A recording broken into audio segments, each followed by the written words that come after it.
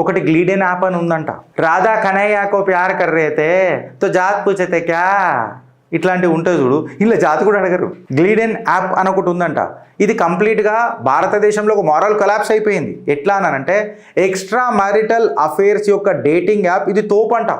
ఇది గ్లోబల్గా ఆపరేట్ చేస్తుందట. దీ యాప్ది ఇప్పటిదాకా గ్రోత్ రేట్ చూసుకుంటే జబర్దస్త్ ర్యాపిడ్గా ఉందంట, ఎస్పెషల్లీ మెట్రో ఇంకా ఐటీ సిటీలలో. ఇంకా హైలైట్ ఏంటంటే తెలుసా, ఫీమేల్స్ ఎక్కువ యూజ్ చేస్తున్నారట ఈ యాప్ని. మేల్ కంటే ఎక్కువ ఫీమేల్ డామినేషన్ ఎక్కువ నడుస్తుందట. ఇది ఏంది రాబోయే లాస్టిక్ అని చెప్పి పోయి చూస్తే డేటింగ్ యాప్. దీనికి ఎంతమంది యూజర్స్ ఉన్నారు అనుకున్నావు? 4 మిలియన్ యూజర్స్ ఉన్నారట. సిటీని బట్టి దీని పర్సంటేజ్ స్ప్లిట్ అవుతుంటుందట.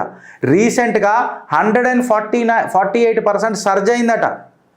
డైలీ ఎంత యూజ్ చేస్తారట తెలుసా? దీన్ని 1 to 1.5 అవర్ యూజ్ చేస్తారట ఈ చాటింగ్ల కోసం.